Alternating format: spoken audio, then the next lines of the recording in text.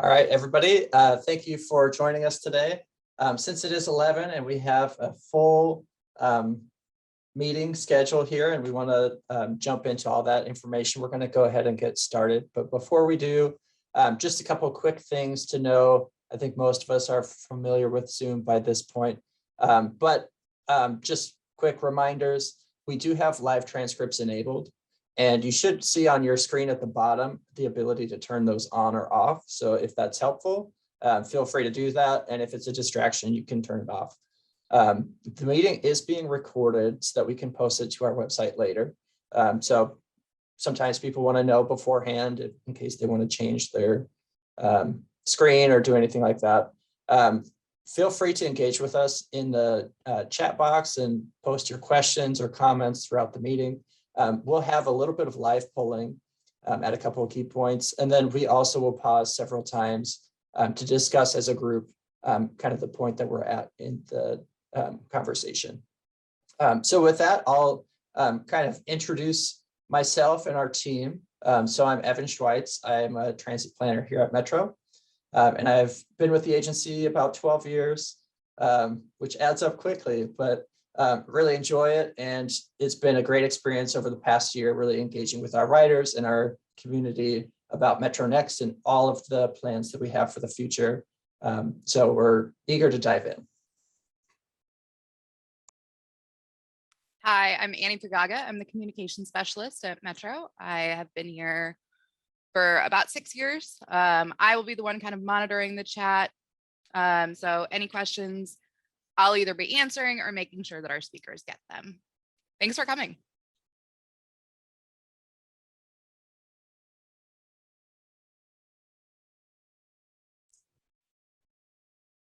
Hi, good morning. My name is Erin Gomez, and I work for Metro for 4 years, and I'm here helping in the Spanish side. If you have any questions, please let me know, and I try to help.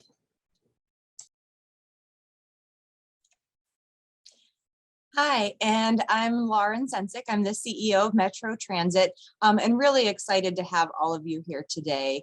It's really a great chance for us to really get your feedback and input on these ideas. And we'll kind of jump right into the slides if that works. But MetroNEXT is a planning process that we've been working on for a little over a year now. And the idea with this planning process is we're trying to set a vision of where we'd like to be in the next 5 to 10 years with transit. For us, this process is really heavily engaged in public input. We want to make sure that we're responding to and considering all the ideas that we've had developed through this process. So your input, your feedback has helped us get to this point, but we're also at a really critical point right now where we're really trying to finalize the path forward. Over the last year, we've gotten feedback on the various phases of the process, including understanding where we are, what the needs were, framing the future network by coming up with some project ideas, and then thinking about how to connect it all together. So now we're at the point where we're ready to come up with what our final plan is of what we'd like to accomplish with MetroNEXT. One of the things that I think is just good context is that we do need to think about funding as a part of this overall. Historically, Metro here in Omaha, our spending per capita on transit is less than a lot of our peer cities. We look at in our 2019 numbers, we were spending about $40 per capita, which means about 11 cents per person per day. In terms of looking at some of our other cities in the region that we like to look to, Lincoln spending about 55, Indianapolis 65, Kansas City 67, Des Moines 73.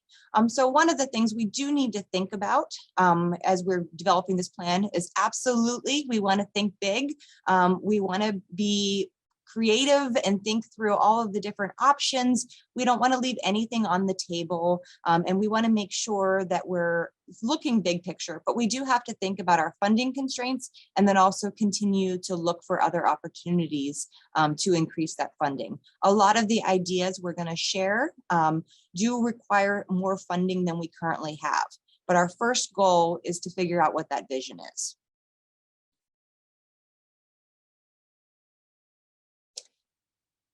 So one of the really key pieces of the MetroNEXT plan are the goals that we're trying to accomplish with this plan.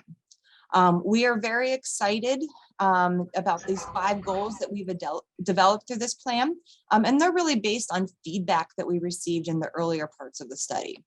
And we're going to be looking at each of our options compared to these goals. So we're going to be looking at how successful we are at promoting each of these in the future slides. But the first piece is really looking at addressing equity in our region. We want to make sure that any improvements and solutions and additional service that we put forth is really focused on removing barriers to economic mobility. We want to focus on improving and expanding connections, providing new routes, more frequent arrivals, and additional services. And it's also important not just where we go, but also providing an excellent travel experience. So we want to look at what the journey is like for our passengers, including getting to, waiting at, and riding on the bus. So we'll be looking at things like connections, bus stop amenities, fare payment options, on how on time the service is, cleanliness, and things like that. We also want to make sure that part of what we do at Metro is helping the region achieve its environmental goals and really promoting environmental stewardship. Transit plays a really important role overall in terms of air quality and reducing harmful emissions.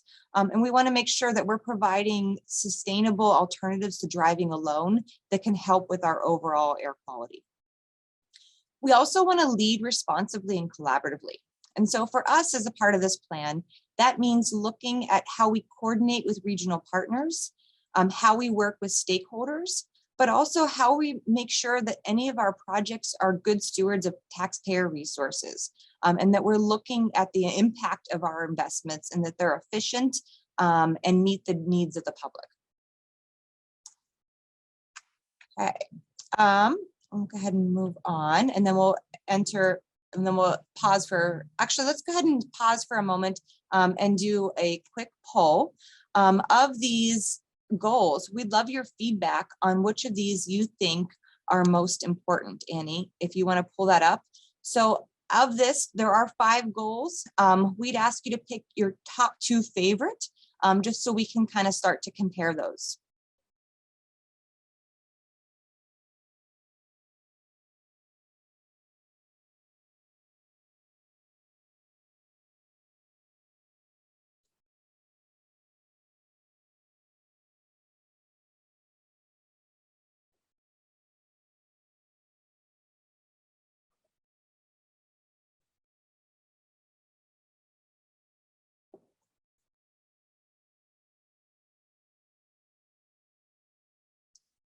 All right, looks like we got about 90% participating. So we'll give it just another second and then we'll close out the poll and talk about it for a minute. All right.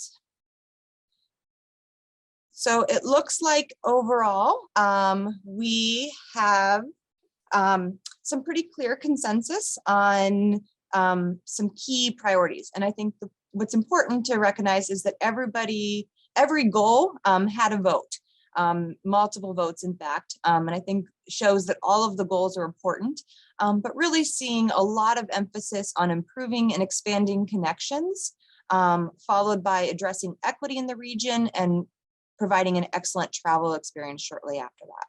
Okay, I appreciate that feedback. Okay. So with that, I'm going to turn it over to Evan in a second so he can really talk about some of these scenarios that we've developed. But what's important to know is that we have put together 3 scenarios that really focus on different ways that we could improve our system. And that's really the meat or the most important part of today's meeting, is that we want to get your feedback on each of these scenarios. We're also going to be providing some information about how each of these scenarios or groups of projects reflect on each of those goals. So the 3 scenarios all have some common elements. All of them look at increasing service, really increasing some frequency, adding some bus shelters, adding some new service types, but there's differences between each of them as well. So scenario A is really going to be focusing on enhancing the rider amenities. So we're going to be looking at building out the orbit network, park and ride lots, and then additional bus shelters, real-time arrival information, and some of those infrastructure or construction things that are really going to help with the passenger experience. Scenario B has some of those common elements, but really also focuses on improving frequency and extending the hours of service. So it's really looking at taking the significant portion of our routes to 15-minute daytime frequency, and also looking at more evening and weekend service. Scenario C is really looking at expanding more geographically. So expanding more service to areas where we currently don't run a lot of service, in addition to some of those core scenarios. So we're going to be able to see what each of these looks like in a minute and get some feedback on them. But one of the things is that we do need to understand that this is a vision plan. This is setting the goal of where we'd like to be. So each of these scenarios represent approximately $52 million in annual operating costs, which is about almost 60% more than we're currently spending. So the goal here is that we need to figure out where we want to get to, make sure that there is the need for where we want to get for improving service, figuring out what we want that to look like, and then we're going to have to come up with a plan of how to do that. So none of these are going to be something that we can flip a switch and turn on tomorrow. So there's a couple of questions that came in the chat. I am going to turn it over to Evan in just a second, but one of the questions was about where our funding comes from. And I don't know if you were able to answer that, Annie, but basically our funding comes from a variety of sources, primarily federal funds, local property taxes, as well as fare revenue. We do have some other miscellaneous income from advertising and things like that, but the majority of it is from federal funds and property taxes. Looking at, there are also some comments about maintaining orbit stations, some questions about the ticket vending machines and other pieces. So we'll definitely move to discuss some of those specific elements in the end, but are there any questions around kind of this overall process or our evaluation criteria before we jump into the specifics of the scenarios?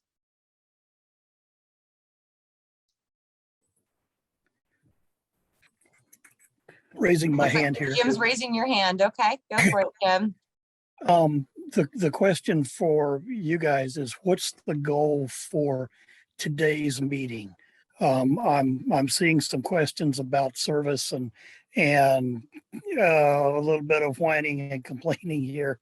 The question for today's meeting, what's your goal coming out of this meeting? What would you like from us? Yeah, absolutely. Thank you, Jim. So our goal really is to get your feedback on where we are with the plan. So we're going to jump into these scenarios in a little bit.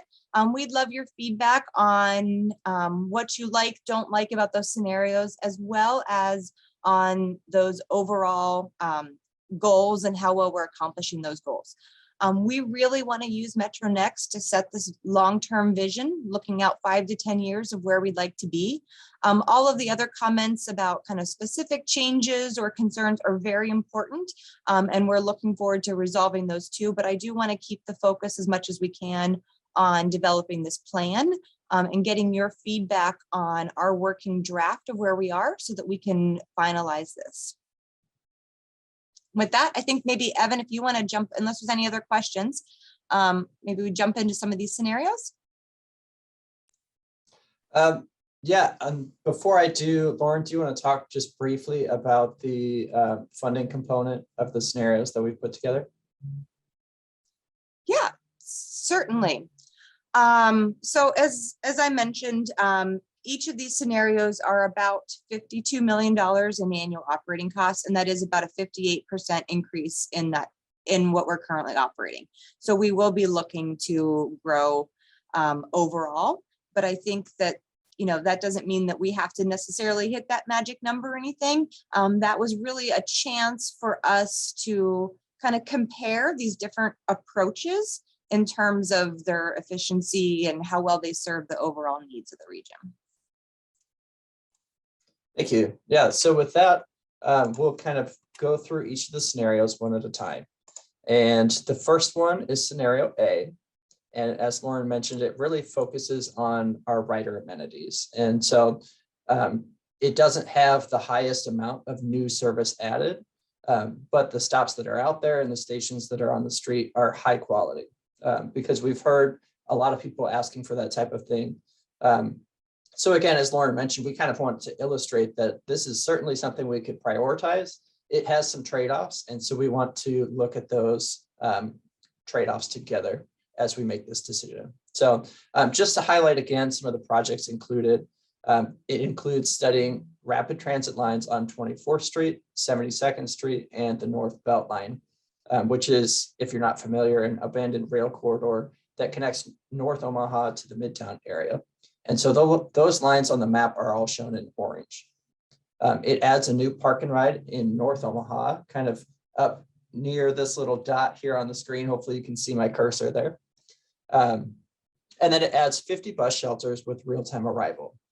Other components that are included, you can read those on the list there. And a lot of these are elements that are common across all three scenarios.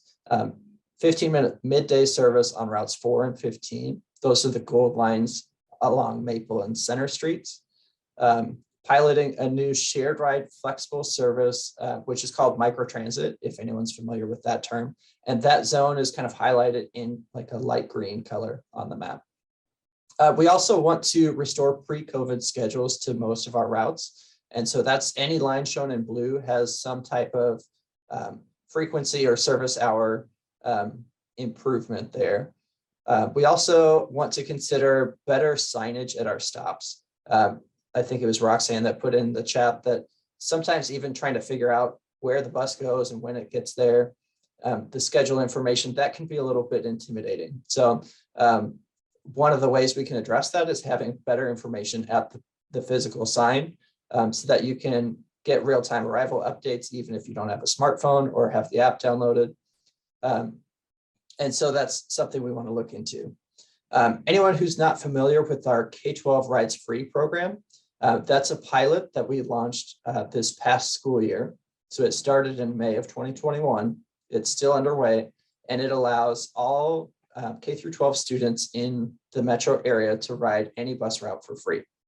We've seen a tremendous response to that up through December. So like just the first semester of the year, 75,000 rides were recorded by students. So we're pretty excited about that. And we think if there's a way to identify permanent funding for that program, we'd like to pursue it. We also want to consider a policy that would allow Moby customers to ride the bus fare free. And again, as we look at where they're going and what their needs are, we think this could be a pretty big benefit to folks that rely on us every day. We also want to consider coordinating a regional van pooling service because we know that there's one-off situations or groups of people that all need to go to the same place. And if we don't have a bus route there, sometimes the most direct and effective way to meet that need is through van pooling. So that's not currently something that our agency offers, but other transit agencies in communities like Omaha have a van pooling service that's pretty robust. And so we want to explore that. We also, I see in the chat, a couple of people echoing like we need to get further out west and not just during rush hour. So we hear you. We've heard that comment through multiple rounds of MetroNEXT. So we, in every scenario, include midday service to Village Point on the 92 Express. So we're excited about that. And I'm guessing several of you will be as well. So as we look at kind of how that service stacks up and how that scenario looks overall, it does have the largest increase in service hours on rapid types of service. So you can see the amount of current service is almost tripled in scenario A in the orange category. So that amounts to 47% more service on weekdays, 22% more weekend service. And I realized we never really addressed, I think it was Jim that asked early on, when we say rapid transit, are we talking orbit or service enhancements of some other kind? And the answer is yes, and to be determined. So we don't want to pre-assume that orbit's the right solution for every corridor in every neighborhood. But we do know that as we add frequent arrivals and other amenities, sometimes that ends up becoming orbit, and that makes the most sense. But we only arrive at that decision after some analysis. So 24th Street, for example, in every scenario, we've included further study of that corridor for some type of service enhancements. And so something that we'll be looking to identify as we kick off that study for 24th Street is whether orbit's the right solution. And if it's not, we'll find some other way to upgrade service there. But if it is, then it would end up looking quite a bit like the Dodge Street orbit line. So hopefully that answers your question. If not, we can talk about it more in a bit. Also want to kind of go through what we're calling the goals scorecard. So as Lauren mentioned, we've identified 5 kind of draft goals for our process in MetroNEXT. And we want to make sure our final plan addresses all of these goals in a positive way. And so looking at scenario A, it does a good job of addressing many of our goals. It does offer the highest score for the excellent travel experience category. And that's because of the high level of amenities that have been added on the street. It also ranks really high for promoting environmental stewardship. And that's because we've really focused on the rapid service, which tends to draw a higher percentage of riders out of their cars. And so away from the driving mode into public transit, which has a really positive impact on the environment. So that's why it's kind of scored the highest of the 3 scenarios that we'll see. So with that, any quick questions? I haven't been looking at the chat as I'm talking, but any questions about scenario? Oh, I've already clicked to scenario B. Oops.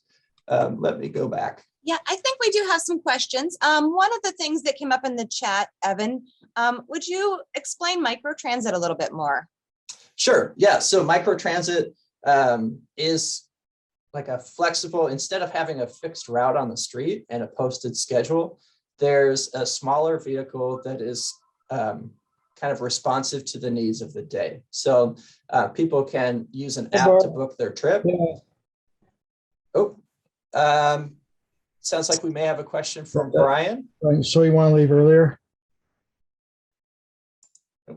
Maybe it's an accidental unmute that happens. So as I was saying, with microtransit, it's more of a responsive way to provide trips within a zone, but the vehicle won't operate the same route and pattern every time. It's more just as people book their trip, a vehicle arrives within a certain time window and then brings them to other connection points within our system.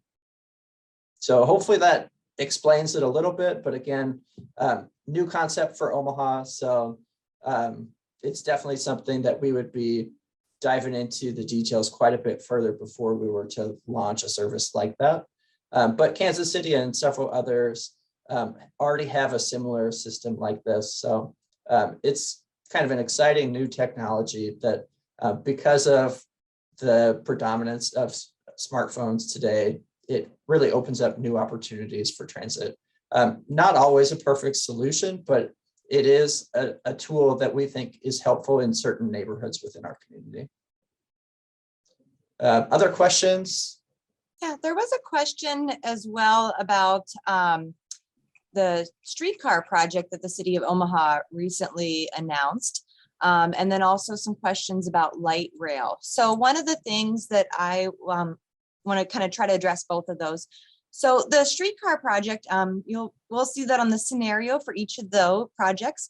It's primarily a city-led project, Metro is not as directly involved in it. It's a little hard to see in kind of the dotted line there, but we are absolutely committed to working with the city of Omaha to make it successful. And really in particular, we absolutely want to make sure that it's a seamless experience for people when they're transferring from the Metro system to the streetcar, that information, the way that you connect those routes really makes perfect sense and is seamless.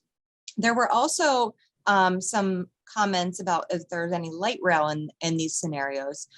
We do not have light rail in any of these scenarios. I do think that some of these options maybe could have the potential for long-term light rail, but that's outside of the 5 to 10 year horizon for this plan. One of the things that I think is hard to kind of wrap our heads around is that in general, light rail, unlike streetcar, cannot share or it's really hard to share lanes with cars.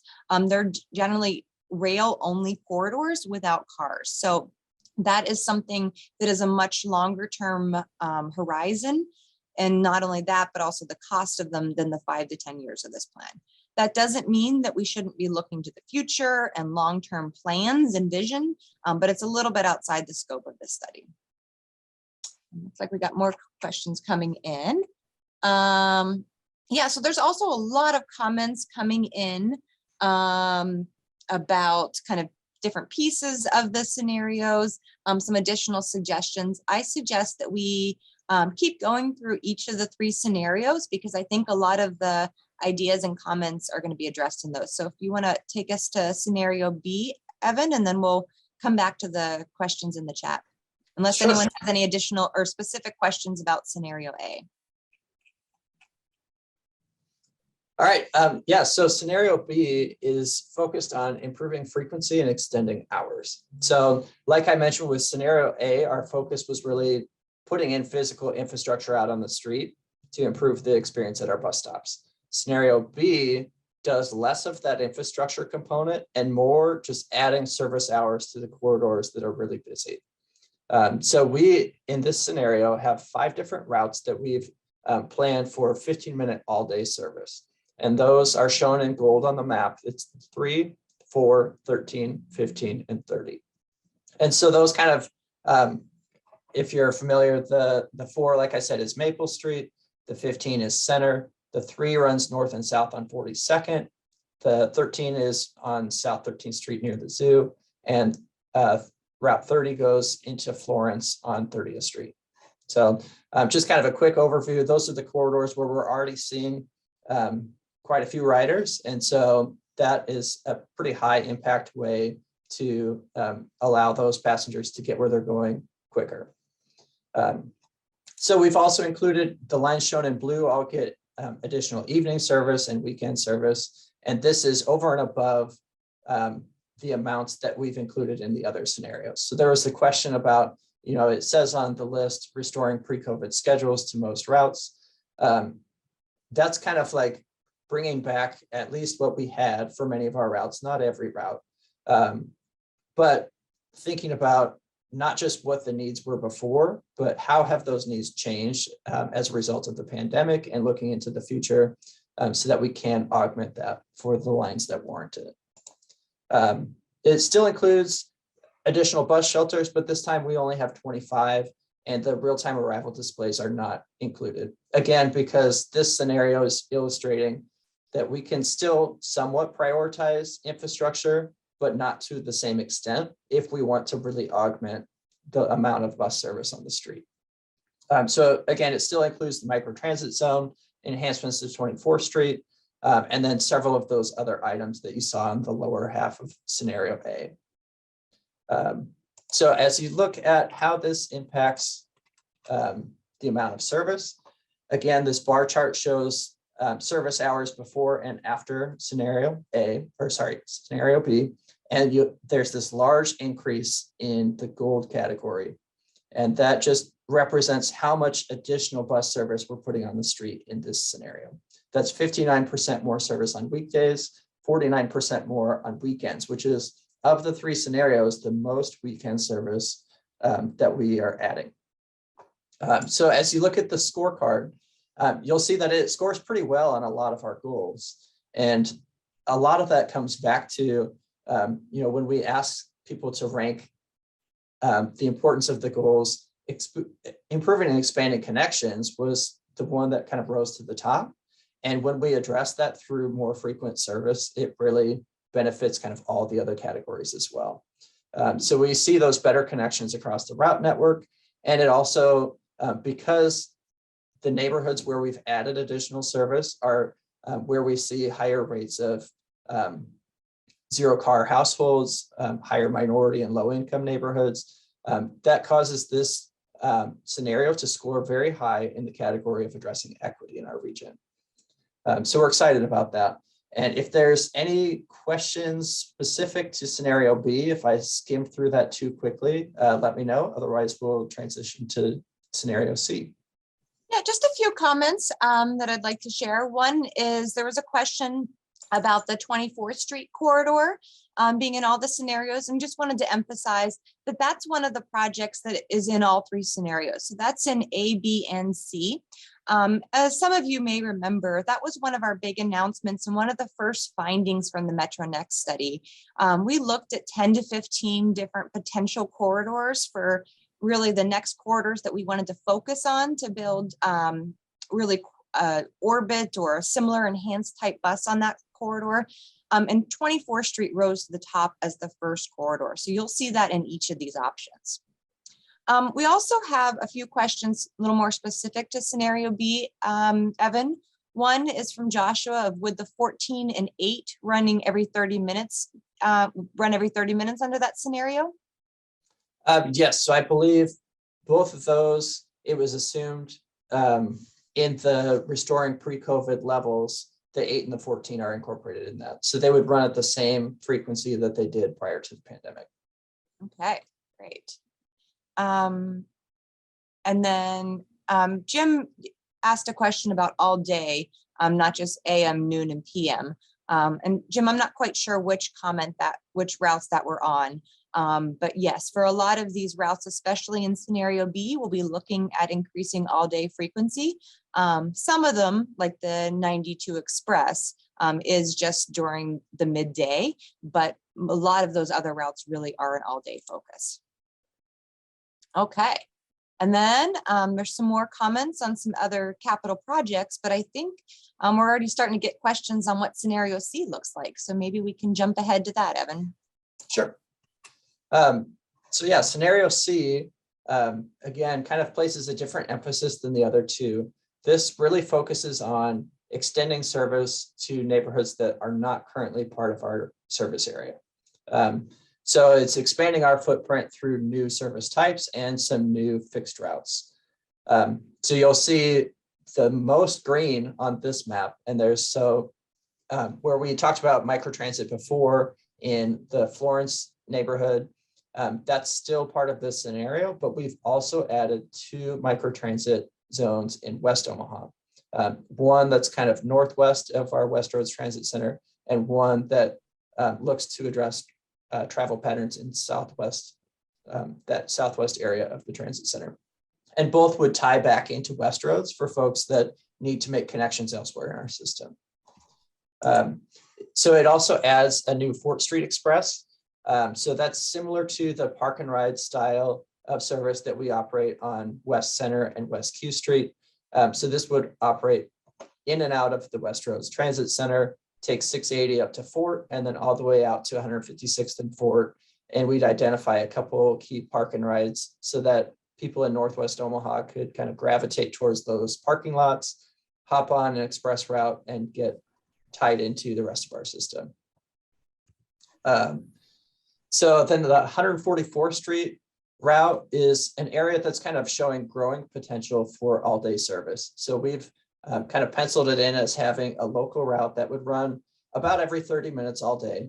And I think we even priced it to run 7 days a week at this point, and really looking to respond to not only the travel patterns and the level of traffic that's out there today, but some of the new growth that's projected along that corridor. So Hopefully that explains those projects. I see there are a couple clarifying questions in the chat, so let me know if there's more needed. Another element that's been included in this scenario is additional service to Epley Airport 7 days a week. We do have a Route 16 that goes there today. So it's shown on the map here in blue as an increase to existing service. That route only runs rush hour on weekdays. And we hear from many folks that if you're trying to get to the airport for a flight, often those are, 11 p.m. on a Saturday, or you're coming back into town late at night, early morning. So we know that in order to provide the level of service that would be valuable to everyone for their flight schedule, you kind of have to go big or not try at all. And so this scenario includes 30-minute service 7 days a week during, early morning to late night. It's a lot of service for the airport and quite a bit more than we have historically done.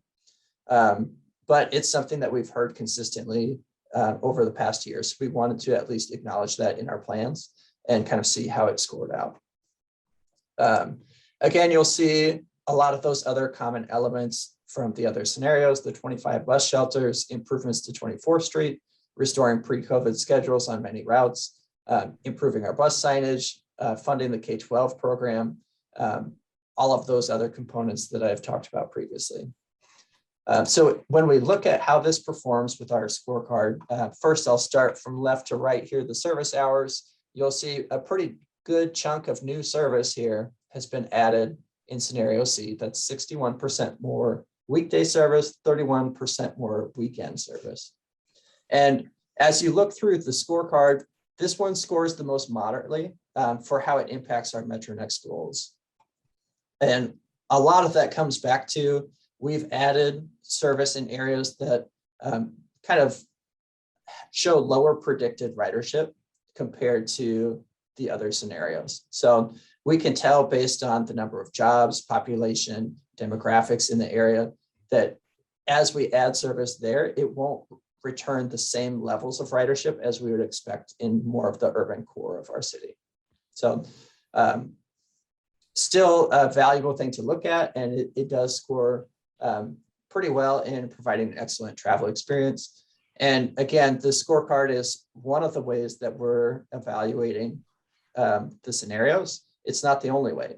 We also want to hear public feedback and support for different elements. And I should probably clarify that we're not here to try to pick A, B, or C. It's not that specific. What we're looking for is overall feedback on which priorities we should look into further. So it's very likely that the final MetroNEXT plan will include aspects of each scenario in kind of a blended scenario D, if you want to call it that.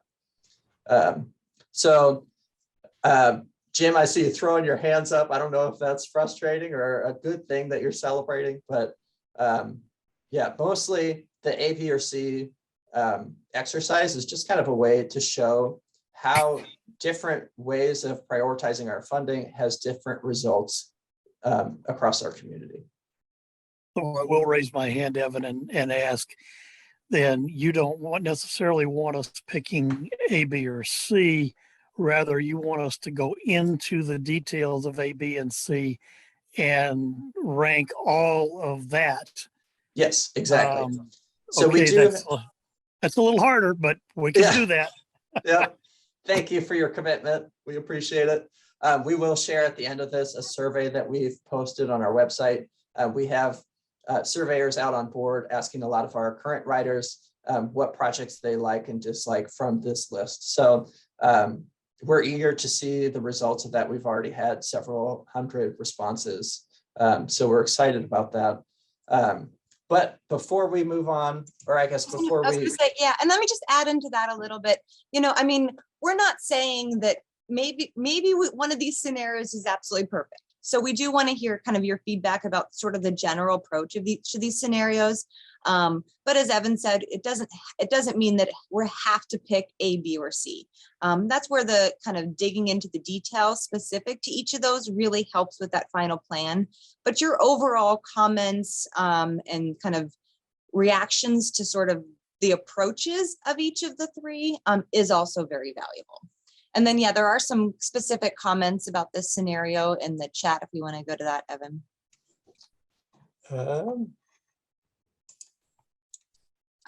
It looks like, okay. Would 144th run 7 days a week was a question. And then was a question about would Fort Street Express go to 156th? Yep. So hopefully that's more clear after the presentation or the description of everything. It does show 156 as the turnaround point for Fort Street. And we priced out 144th Street, that route, as if it would run 7 days a week. So it's included in the budget, but I will say this is a very high level analysis at this point, and all of it is kind of gearing us up for improvements that are still multiple years away. So before the schedule is live and we're out on the street, there's going to be more information shared, more analysis conducted. So I guess I can't make any firm commitments at this point that this is the exact schedule on each day. But we do know, at least at this point, that we've budgeted as if we want to start with a 7 day a week service for that 144th Street line. And let's see, anything else here that we need to address? We did put a comment in the chat that you can email specific comments to feedback@ometro.com. But as Evan said, we're also going to be sharing a survey, and on the MetroNEXT page, there's other ways to provide your feedback as well. Okay. Perfect. Yep. Yeah, and all this information, the slides are available on our website. We'll share that link. But we do also want to include a little bit of conversation today about some optional service outside of our current service area. So it's kind of a in the weeds discussion that technically Metro is the transit authority of the city of Omaha. That's our legal name, which means that we only have authority to operate service within Omaha city limits. There are exceptions to that.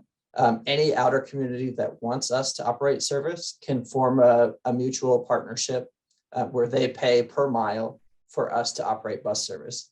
And we have several of those agreements with Council Bluffs, Bellevue, Ralston, La Vista, and Papillion. And so in each of those cases, community leaders in that area kind of tell us the service they want, and we operate it for them. There is also a potential through some legislation passed in 2019 for creation of a regional transit authority. And that would allow those outer communities to kind of join into our taxing authority, and then it kind of smooths up the process of identifying those transit needs and operating and expanding service. So we wanted to at least acknowledge that a lot of the requests that we've been hearing from the community are about destinations outside of our current service area.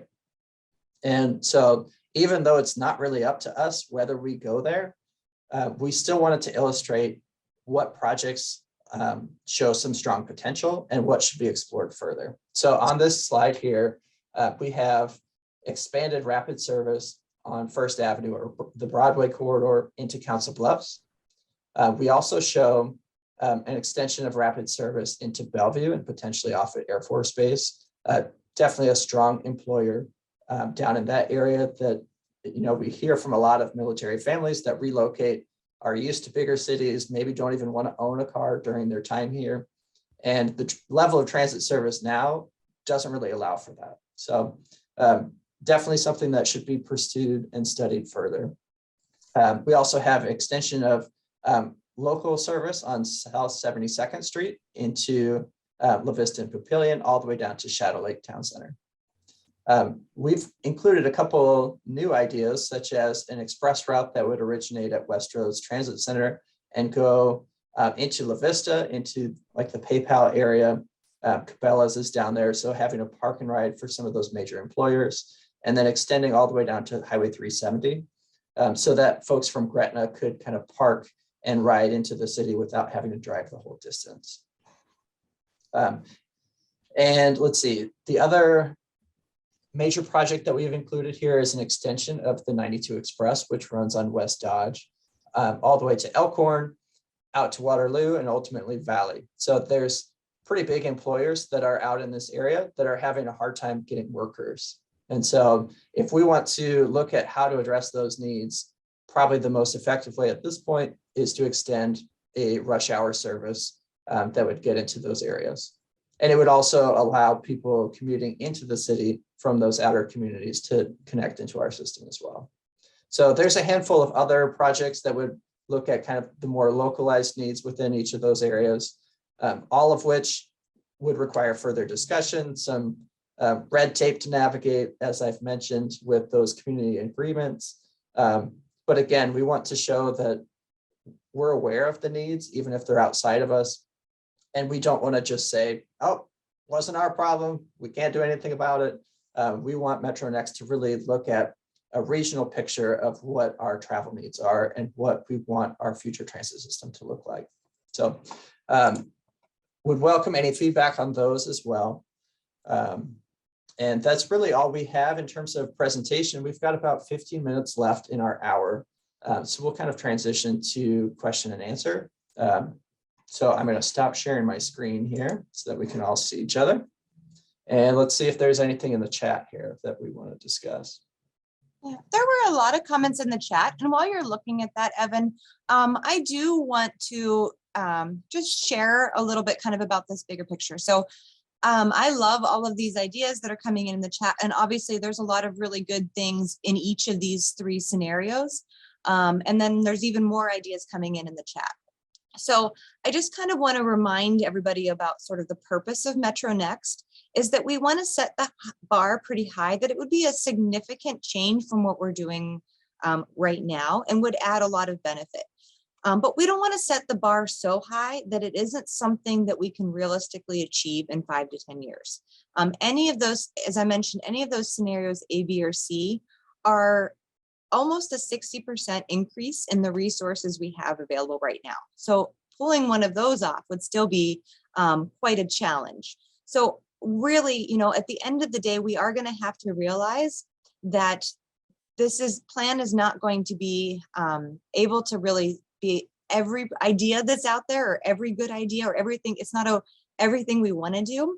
As much as really helping us sort of identify our wish list and really prioritize where to start. So I think that's something that we would like to kind of keep in mind as we're going through this process, and just to keep at the forefront is this is really a prioritization process, not the 30-year plan, but really something about where we're trying to get to by around 2030 or so. Okay. So I don't know if Evan, if you have some things out of the chat you wanted to discuss. Yeah, a lot of discussion about some of these major employers like Google and Amazon that don't currently have service, and it definitely presents a unique challenge. You'll see that the Amazon location hasn't really been addressed in our plans. That's not to say we couldn't, but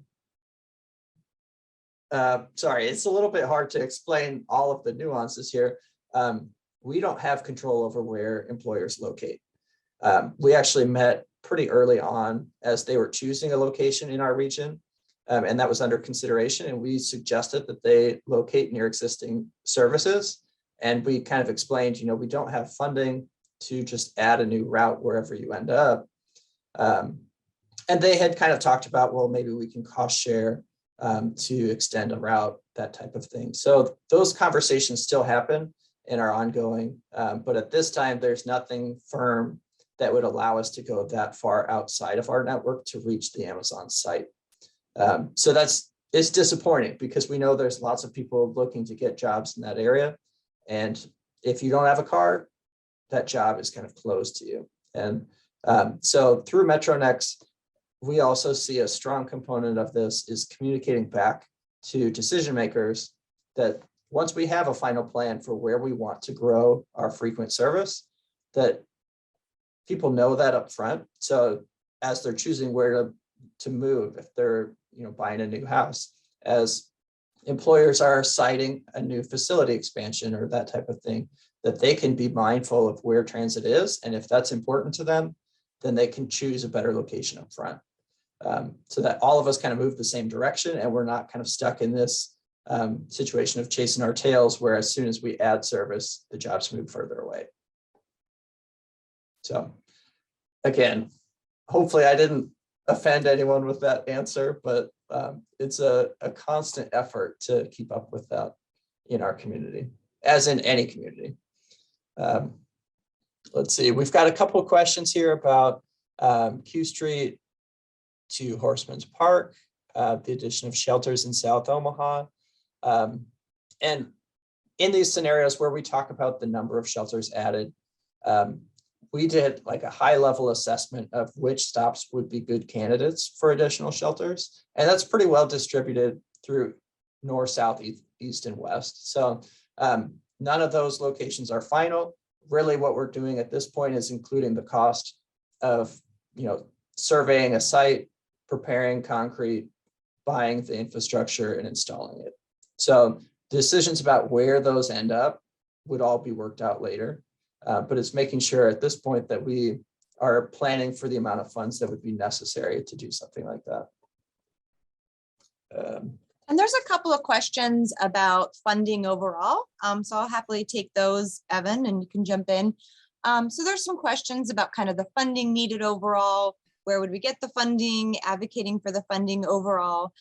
So we really, appreciate the offers to help make sure that Metro receives the funding we need to kind of serve the need that's out there. And we may call upon you at some point to do that. But really at this point, I think it's a little bit early for that. We're really trying to set sort of the overall vision. And then we'll figure out, once we know what that vision looks like, how we would be able to fund it. I think there's a couple of options out there, and all of that's going to require further study. There is a question also about the funding for the streetcar and how that interacts with this. So I'll say that the funding for the streetcar is not included in any of these scenarios. That is funding that is flowing through the city of Omaha, but it isn't funding that would necessarily be available for these improvements. That the funding for that is really coming about as a result of the development brought about by the streetcar. And obviously, I'm not an expert on that. Your questions about the funding for the streetcar, there's a lot of information on the city's website about that would be able to better direct you. But those are kind of different pots of money and not necessarily interchangeable.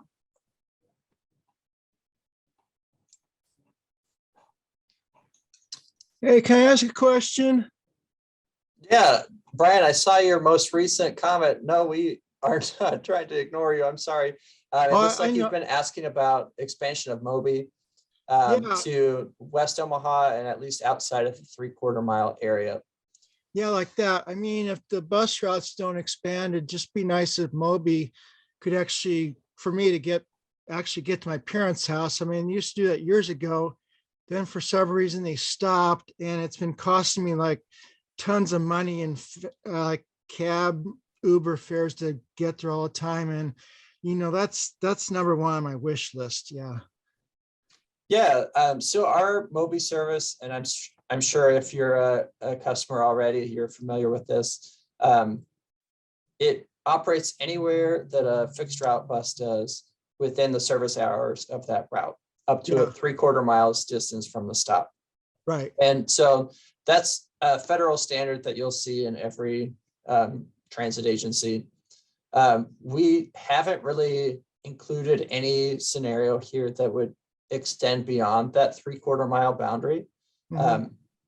But I will say that the microtransit zones that are being proposed would be open to the public and accessible for folks with ADA limitations. So Oh, that kind of extends the reach of Moby without officially extending the reach of Moby, if that makes sense. yeah, yeah, it does. I mean, the main thing, if Moby could reach my parents' house, that's really all I ask of all this. Yeah. So, Sure. And where is that? You don't have to well, share it's exact not- location, but well, like how far west are we talking? okay. I was talking about chat. It's a little bit north of Harrison. And it's between 108th and 120th. I mean, I wouldn't want to get with the exact address, but Sure. if that area would be served, even it's like just a block north of Harrison, if that area I specify would be served, I mean, that would be everything to me. Yeah, definitely appreciate that feedback and understand that when you're cut off from access, that's a hard position to be in for Yeah, anybody. And I guess because it is north of Harrison, it's within Omaha city limits, which is helpful. So at least Sure. one of those yeah, barriers to adding this service is already addressed. It would be much more difficult if it were south of Harrison. right. But like I said, the scenarios, none of them technically include expansion to that specific neighborhood. Mhm. And we'll have to kind of wait and see the feedback that we get overall about Yeah. what needs should be prioritized to determine what can be included in the final scenario. Okay, great, thanks. Yeah, thank you. Yeah, and there are some, Oh, I'm sorry. let me hop on here and then please jump in. There's a few extra questions and kind of comments about the Regional Transit Authority. And yes, there is some recent state legislation that does allow Metro to consider becoming a regional transit authority. That is potentially one of the solutions to come up with the resources to be able to build out these improvements. It's an option that we would have to look at and consider and study further.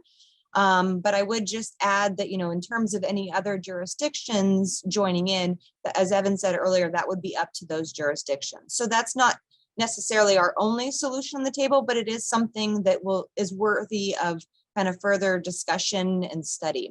There is a question about Council Bluffs in there, though. Currently, this City of Council Bluffs would not be able to join into the Regional Transit Authority. Metro is the transit, it's a little bit complicated, but we're the transit authority of the City of Omaha, which is a political subdivision of the state. So we are actually created by the state of Nebraska. So we're very happy with our partnership with the City of Council Bluffs. As many of you know, we operate service in Council Bluffs through a contract with them, and we could certainly add service, change that service if Council Bluffs wanted to do so. But in terms of actually becoming a part of our service area, and we would have to be done at the state of Iowa side. So really the focus on the regional transit side is we're limited to staying within right now the City of Omaha. And even if we were to convert, we would be limited to staying within the state of Nebraska. But that doesn't mean that those partnerships can't happen. And really, that's really the goal of that fifth. That's really the intent of that fifth goal overall, where we're really trying to lead collaboratively and by working well with partners and efficiently. And I'm sorry, I'm not sure who was jumping in there with another question, but thanks for the pause. This is Clyde, and I had a question concerning a service to Eppley Airfield was only included in scenario C. And I know that Senator Wayne and others who are trying to promote development in Northeast Omaha, one of their concerns is the poor transit service, especially in that industrial area around the airport, plus the airport's a major employer. And with a 16 only operating for a few hours in the morning and afternoon on weekdays only, it's pretty limited service. And that's why I didn't think, I was surprised that wasn't in scenario B, since it would really improve equity to that poor serviced area. Yeah, and I should clarify that all of the scenarios address all of the goals. So you'll see that if I can go back here, scenario C still does have some impact on equity. And we're certainly not trying to preclude it from being included in other scenarios. Like I said, the goal at the end of the day is to kind of see what projects rise to the top. And, if we can't do everything, what are the, dozen or so projects that we want to make sure are in the final plan. And so it's, like I said, going to end up being kind of a grab bag of all of these, but we want to bring it back to the goals and know that of all that we could do, this helps us reach as many of our goals in a positive way as possible. So all that to say, we're still open to ideas. Augmenting service in that kind of northeast corner near the airport is still an issue, and we're definitely interested in pursuing that further.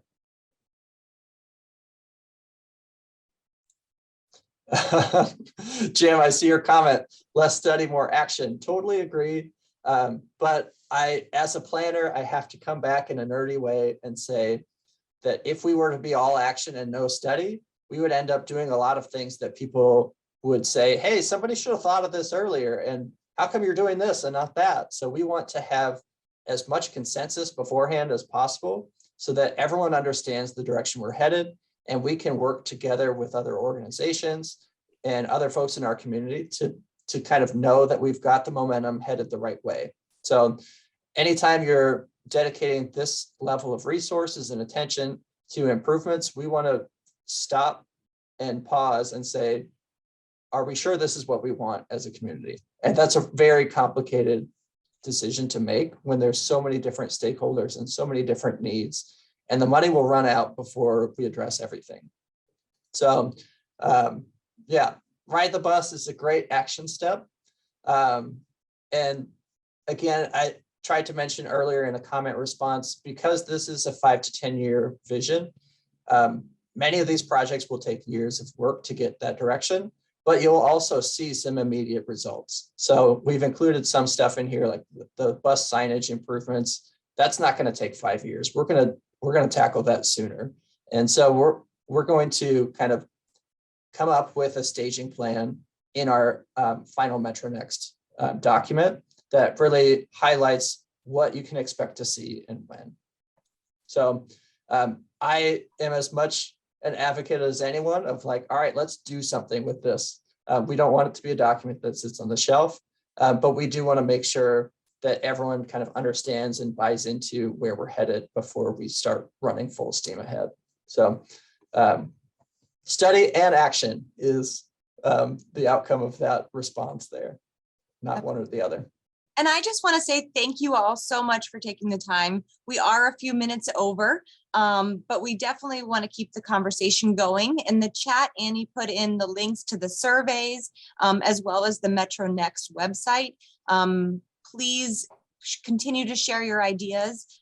There is more information on the website. You can dig into what these maps and projects look like again, as well as the different goals. If you want a little more time to kind of study them and think about them, we definitely want your feedback.